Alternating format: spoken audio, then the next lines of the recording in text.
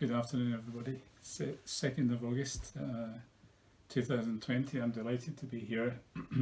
This is the second video on the nature of chivalry and its quality, and how it came to grow in Europe, and how it was partially developed from Asia. And so I'm going to try and quickly cover a lot of ground. I hope you can be patient with me.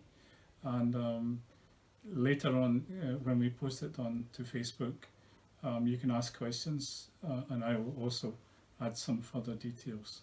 So this is a sketch map I've made, and today there are two things I want to concentrate on. One is called the Gothic migration, and the Sarmatian migration period, and that also includes the Scyths, because without understanding these migrations and the early history of Europe, you cannot really understand what happens later on. It's just too confusing, and it's just a muddle. So I'm going to try and clarify points, and I'm going to try to put my own perspectives from my own reflection and reading and thoughts about the topic. So roughly the map, I will use this as a pointer today. Here we have the Mediterranean Sea down here, Italy, Greece, Turkey, Balkan areas here, Germany, Denmark, Scandinavia, Russia, the Ural Mountains on the side here, the Caspian or Khazar Sea here, Black Sea, over here Spain and France, Britain, British Islands including Ireland, Africa at the bottom. Now, in understanding the migration period, the physical geography affects how people migrated, and the physical geography of Europe also helped to create the boundaries of the Roman Empire. So there are a number of very important rivers which I'm going to briefly point out. There's the Danube, which starts in the Alps, flows eastward and comes down into the Black Sea through present-day Romania. Then there's the Rhine, which flows northward, of course, empties into the Black Sea. The North Sea here. Now, these two rivers were really borders of the Roman Empire to the north, and the Romans built forts, they built settlements along these borders to try and control the barbarian people to the north. They were not always successful. We shall come to that in a second. Further south, of course, the Roman Empire extended all the way to Syria, all the way to Africa, and at times here in the Caucasus, Armenia, northern Iran, there was intense competition between the Roman Empire and the Persian Empire. So, bearing in mind the importance of the two rivers. So we first talk about the migration period. We might reflect that the Eastern Europe, right through to Germany, and possibly even all the way to Britain, was inhabited by the Scyths. They were apparently a red-haired people, tall, well built. They migrated across with their horses. We think they had some of them had wheeled wagons, and they settled in southern Russia, in the Ukraine area, and they were competing with the Persians further south, and they were competing with the Celts, the Celtic peoples, and the people in the Balkans, and of course to some extent the early expansion of the Greeks and Romans. Now, the Scyths had, as history moved on, the Scyth tribes broke up into different groups. We have the Alanoi, the Iazgis, these are the Sarmatian tribes. Another group were the Amazons. They may be fictional. They appear in Homer's Iliad. The Amazons are on the side of the Trojans. But some historians have said the Amazons are mythical, they are not real. So when they going to about 500 BC, 400 BC, 300 BC, there's a proposition that the migration of the Sarmatian tribes north of the Caspian and Black Sea was successful, and they also may have carried Zoroastrian teachings with them. And just very briefly, Zoroastrian teachings come through in the concepts of chivalry and the Arthurian legends. These Zoroastrian teachings emphasized truth over falsehood. That was one of Zoroaster or Zarathustra, his main points, that people should be honest and truthful, and that human development and society could be achieved while living here on earth, that the spirit world and the world after death was important, but what was more important was what was happening here on the ground.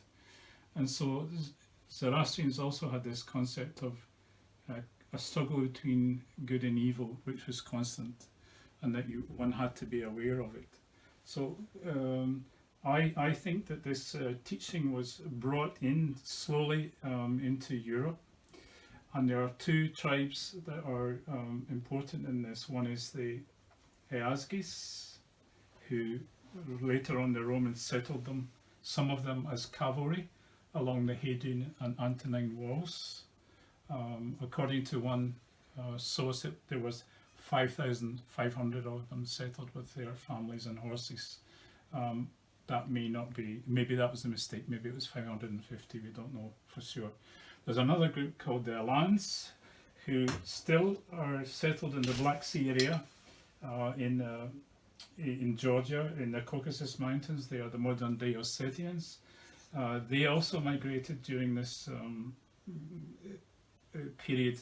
Now we're going into the first centuries AD, and it's what is called Völkerwanderung in German, the migration of the tribal peoples into a collapsing Roman Empire.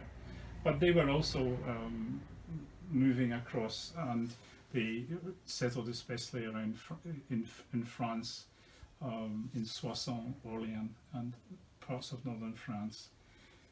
I think they brought Zoroastrian teachings to Europe. I think that's not been, as I said, may not be completely apparent. The next important group I wish to talk about, in fact, really, really important in understanding the concepts of chivalry, are the Gothic migrations, beginning about 500 BC. Again, there's a debate about that. There's an island in the Baltic called Gotland, which means the land of the Goths, and we presume also the territory in modern day Sweden.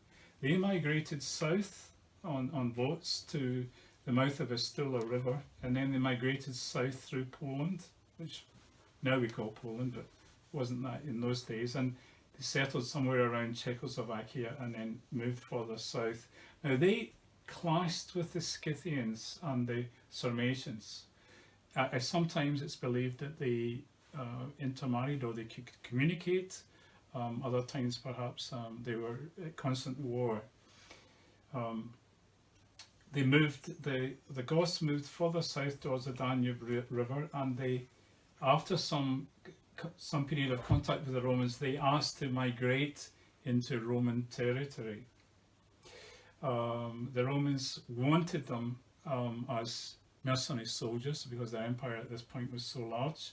So they saw them as useful allies, but they were also nervous of them because it seems that the Goths had a very high population and their men were all very well armed and prepared to fight if necessary. So we move on now, and I want to come to the main part of this talk, because it's not been properly dealt with. The Goths migrated, as I say, and fought their way across the Danube.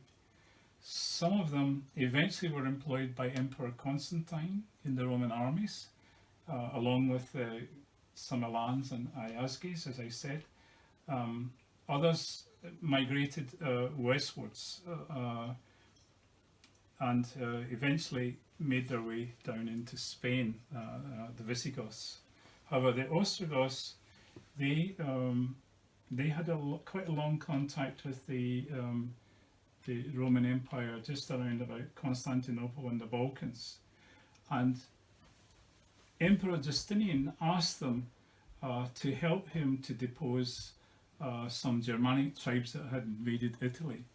And he sent them on a campaign into northern Italy where they settled.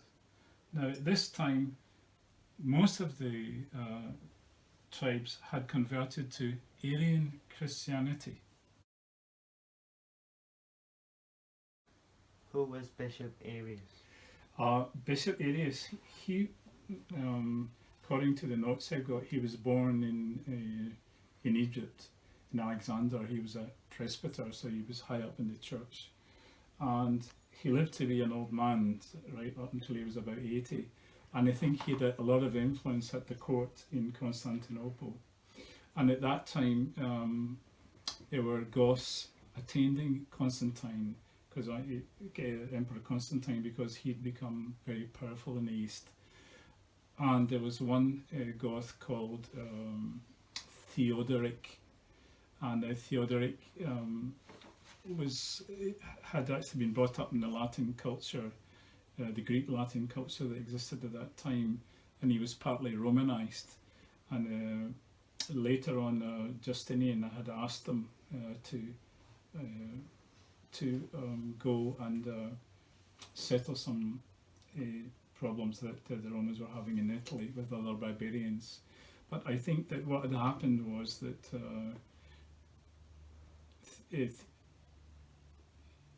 Arius had converted those Goths to Arianism, which proposed that God came first and Jesus came second, and that they were not the same, that Jesus had come after God. They were not the same substance, but this caused controversy among the Christians, and so Arianism was unpopular because it went against the Nicene Creed.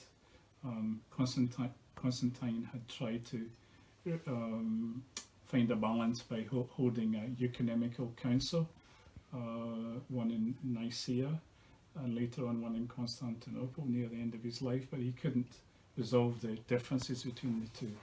But Arianism spread north, especially among the Germanic and Gothic tribes, and so they migrated into Italy. You had a question, I think, Lara, is that right? Yes. During the migrations of the Goths and Alans, how did they organize their movement? How did they organize their movements? Okay, well, we think that first of all they would send out exploratory parties. So they may be a group of warriors, maybe 20 or 30 to check the territory. So they would do it in waves.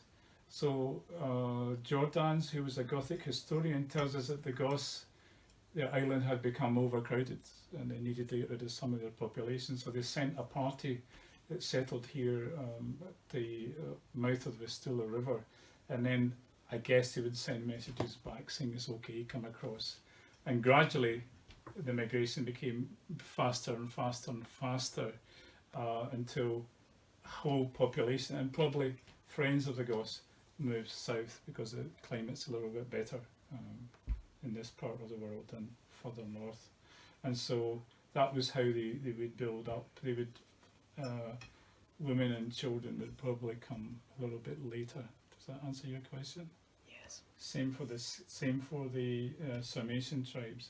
The Asgies, though, were moved by force. The Romans had defeated them in battle, and they put them up on Antonine and Hadrian's Wall in North Yorkshire because they had trouble with the Picts from northern Scotland, the red-haired Picts. Now I want to go on to the success of Theodoric and the Goths.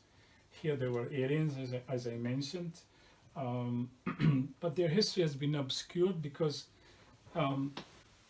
the Catholic powers in Rome and the Orthodox power in the Eastern Empire in Constantinople and the surrounding cities, they wrote the history in later ages, and the Goths have been eclipsed a little bit. They've been marginalised, and the Goths brought a period of, I think, especially under Theodoric, justice and chivalry to northern Italy and the surrounding area.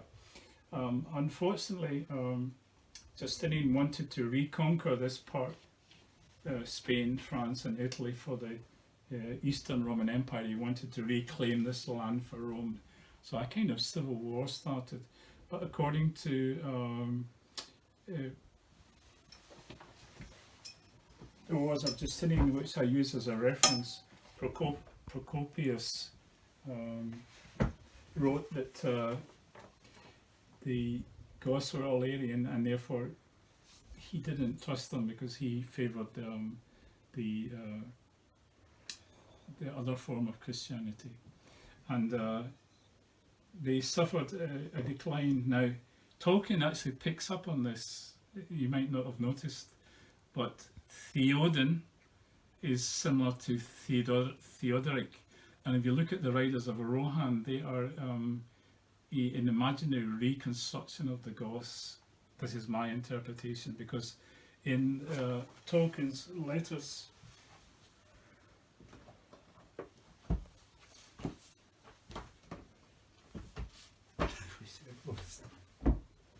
letters of Tolkien, he writes to various friends, and he says that the Gothic history was tragic because they've been eclipsed, and that perhaps we owe more to them, that they had a civilizing influence, because there is an argument, of course, that the Roman Empire was tired, it was going into decline, it was corrupt, and that the Goths brought life to it again.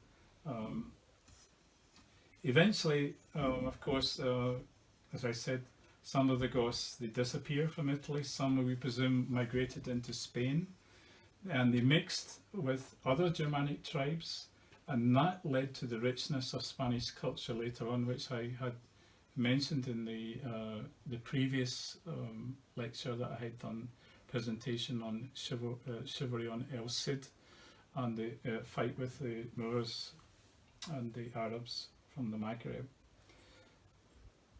Any more questions? Yeah. No, that's all. All right, now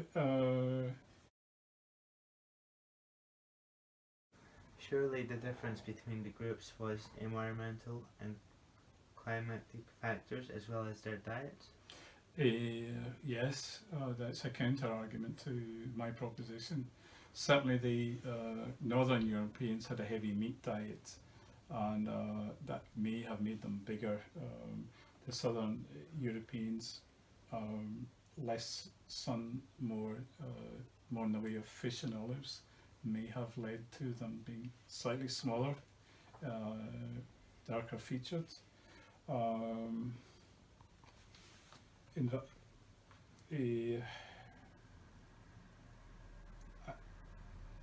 I think that's a good point, but if we widen it a little bit and look at the differences between, say, the Chinese, the Indians of India, and the Pygmy people of Africa, and the let's take my own group, the Scots, we all seem to be so different, and I think that one of the things that may come out in this is that, in fact,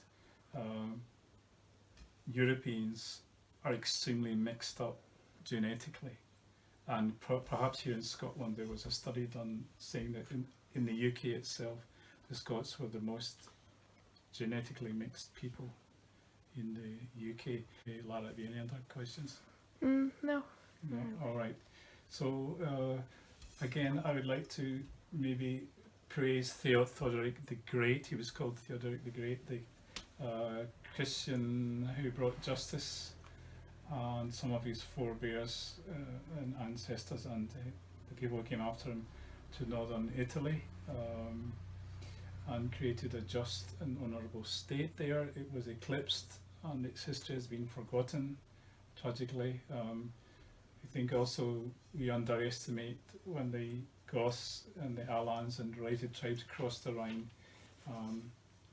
Perhaps there was warfare, yes, a breakdown in Roman civilization, but perhaps they were also welcomed and given land and asked to be the new rulers, the new aristocratic warriors.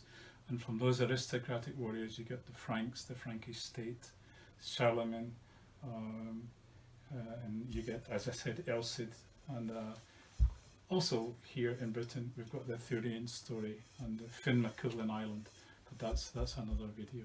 So thank you very much. I hope you can we'll go to my previous videos, and I hope you'll be able to support me in my bid to re-establish a living chivalric tradition which we desperately need.